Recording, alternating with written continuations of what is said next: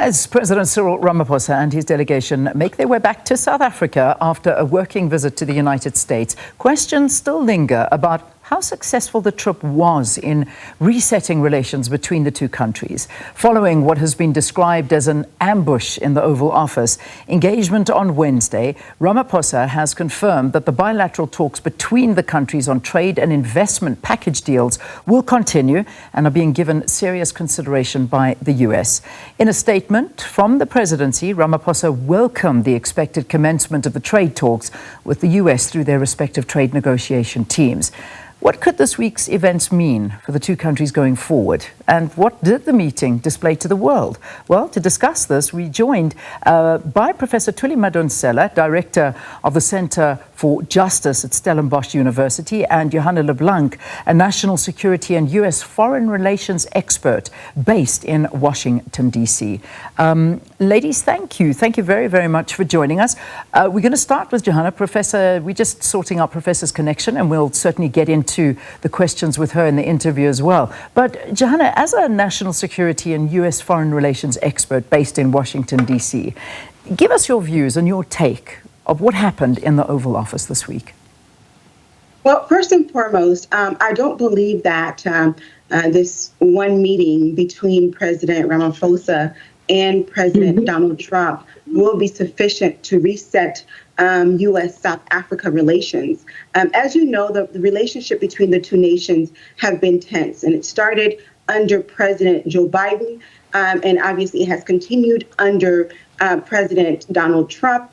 So the two countries have difference of opinions on various policy positions, such as the South Africa's position as it relates to Iran, South Africa's ICJ case regarding the state of Israel, South Africa's posture towards Taiwan, South Africa's relationship with China, and certainly South Africa's recent appointment of a special envoy who serves as a chair of MTN, which has a subsidiary a company in Iran. So all of these different areas are policy differences that the United States have when it comes to South Africa. So it will take more than just one meeting to reset relations between the two nations. It certainly will, and that's I think both parties very much so aware of it, and that's why we wait to see many of the things that were discussed behind closed doors. But in terms of the optics of President Donald Trump interrupting Ramaphosa during this visit,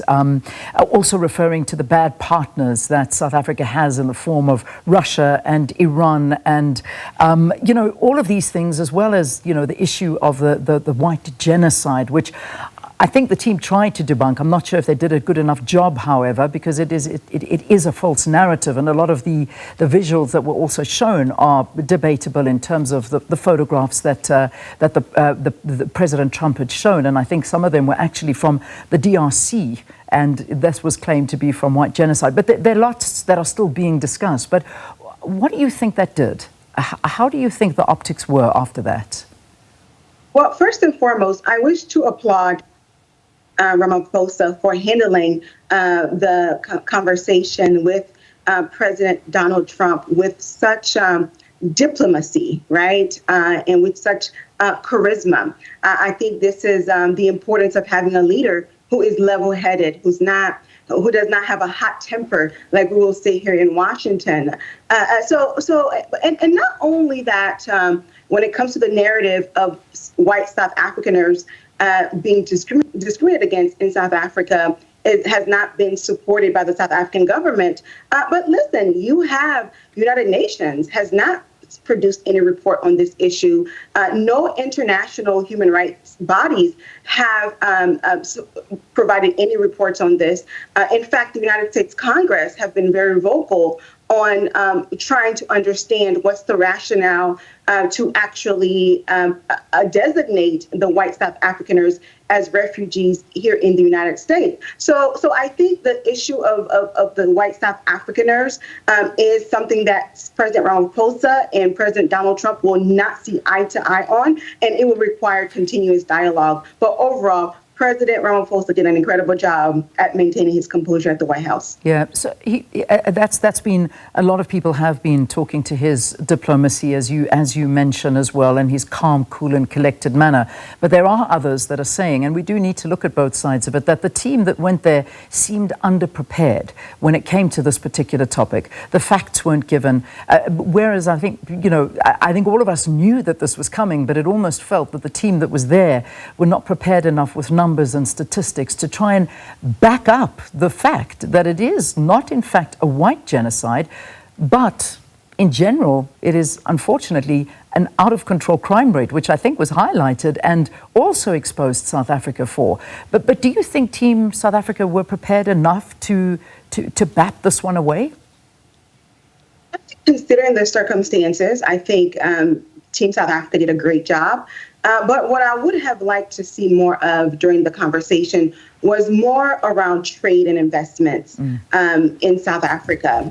Because as you know, the United States has a great deal of business interest in South Africa. There are a number of American companies that operate in South Africa. You have companies like Microsoft. And also, too, there are South African companies that operate here in the United States, such as Nando's. And as you also know, South Africa is the #1 beneficiary of AGOA, which is a trade preference program. And the United States enjoys a great deal of surplus. We're talking about last year, in 2023, rather, the United States brought in roughly 23 billion USD. That is not a small number. So I think that considering South Africa's trade relations with the United States, President Ramaphosa and the team went in with a great deal of leverage. And also when you think about some of the critical minerals that are needed in order to advance our society, so certainly the team had a great deal of leverage going into this meeting. Yeah, indeed. And AGOA is the big question mark. And we still need to know, because I don't think anything was decided there, because the AGOA comes up for renewal. It expires this year. And I imagine that the team went in there wanting to try and secure this. But when you hear some of the bipartisan comments that are being made from people within the party of President Trump, it doesn't appear that they want to continue these relations. And these are the sound bites that you get all over the place, and many sort of criticizing South Africa for their policies and for who they side with, and saying that this is against what South Africa or what America stand for. AGOA, do you think this will carry on for South Africa? Listen, so I used to work as a senior staffer at the United States Congress, and I actually worked on AGOA as a staffer on the Hill. Right now, I think that AGOA is a thing of the past, and here's why. President Trump is not a fan of multilateral agreements. President Trump much prefers to deal with nations one-on-one. So what I anticipate that's going to happen is that AGOA expires September 2025 of this year. There's going to be conversations with individual nations about entering into a free trade agreement with the United States. And I think the first free trade agreement we're going to see will be between Kenya and the United States, and followed by other nations. And what I would like the United States government to emphasize on, because we want to make sure that the relationship between South Africa and the United States is one that is based on mutual respect and one that is mutually beneficial for both nations. I would like to see that the United States include priority debt financing for projects in South Africa, and also for grants in areas such as energy, technology, infrastructure, and so on. Those are some of the priority areas I know for the South African government. All right, so I'm happy to include Professor Thuli Madonsela in the conversation, our Director of the Center for Justice at Stellenbosch University. Prof, I'm so glad we got you on. Thank you very, very much for your time on this one. So we've been talking reaction, we've been talking semantics, we've been talking trade relations going forward, white genocide. As you can imagine, that's the conversation that everybody's been having since this meeting in the Oval Office. Prof, let's begin with your view on this. Some calling it an ambush, some calling it a success. Some calling Team South Africa .1 for them. Others saying, no, this wasn't really great semantics. What is your view? Where do you stand on this? Morning, Leanne and viewers. I view it as a resounding success. President Ramaphosa indicated that his main goal was to reset the relationship. I don't think anybody can reasonably say that the relationship was not reset. Given the fact that the relationship had been fractured, it was too ambitious of us as South Africans to expect that there would be a deal from that relationship. In relationships like that, President Ramaphosa would know, as somebody who was a trade unionist and negotiated our constitution, your triumph is just setting that relationship on track, and he did that. One of the things that I think we need to take a look at and speak about is how some people feeling, and some quarters saying, we went in there trying to explain away the issue of white genocide, which is an important aspect to try and get rid of. But at the same time, what we did was we laid bare to the world that it looks like our internal systems are not working when it comes to the rampant crime and lack of justice in South Africa. We laid it to the world and we asked for help. What was your view on that? Do you think that was a good way to go for South Africa? Well, Leanne, firstly, I did get that feeling that at times we sounded like a damsel in distress. Yeah. However, that said, I had a discussion with my son, who is an MD of the Tumor Foundation, and he reminded me of the art of war. That in the art of war, you have to understand that there are times when you have to look weak, and there are times when you have to look strong. And when you're dealing with somebody who wants to feel strong, it doesn't work to try and look strong unless you really are stronger than that. Yeah. And that I think we managed to do. We certainly did do that in asking for help, and even hearing Johan Rupert saying, we need Starlink, we need to have that there. This was very much so a meeting, and it felt sometimes like, as you say, reset relations, but also to appease Trump. He loves golf. We had the best golfers there. He loves business. We had an incredibly successful businessman in the form of Mr. Rupert there in the room with him as well. So it looked like we really came to the party, but to Trump's party. Did we bring South Africa's party to the table? I think we did bring South Africa's party to the table. Firstly, we needed to reset the relationship, and I would give them 100% for that. The second thing was to lay the foundation for investments and partnership. And an elephant in the room regarding that was the issue of the pseudo-genocide that they have been trumpeting. And therefore that had to be dealt with. By bringing in South Africa's weaknesses, the president and the team were trying to contextualize genocide, that we are a country that is currently struggling with crime.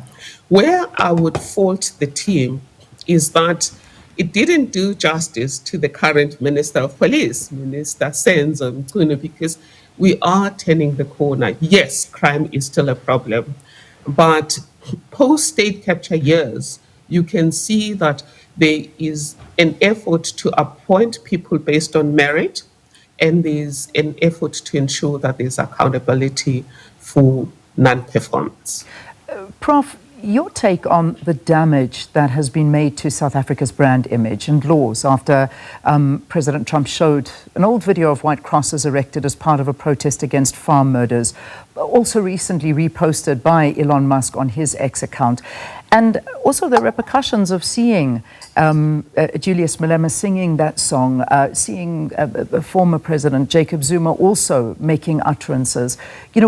What does that do? And did we explain that enough in terms of it went to the Constitutional Court, it was a struggle song? Did it feel like we were on the back foot when it came to that particular moment?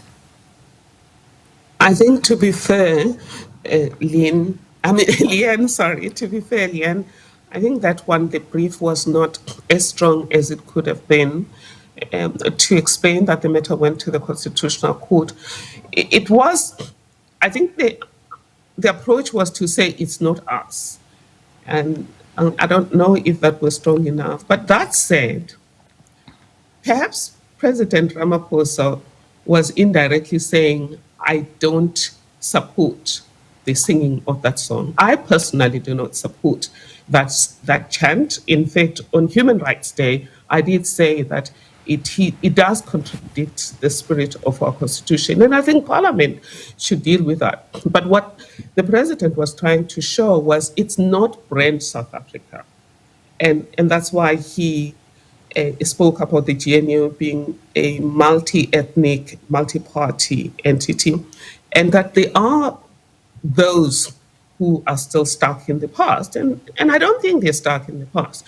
They're just using the past as leverage to mobilize people emotionally. And I do think that that slogan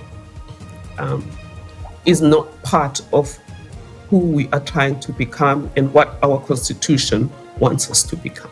Well, ladies, I'm going to unfortunately have to leave it there, but I think we got some great perspectives from both of our guests on that one. Prof, I'm glad we got you. Professor Thuli Madonsela, Director of the Center for Justice at Stellenbosch University. And then, of course, joining us from Washington, we had Johanna Leblanc, who's a national security and U.S. foreign relations expert based in Washington, giving analysis on President Cyril Ramaphosa's working visit to the United States, what transpired during his engagement with U.S. President Donald Trump, and what lies ahead for relations between the two countries is yet to be seen.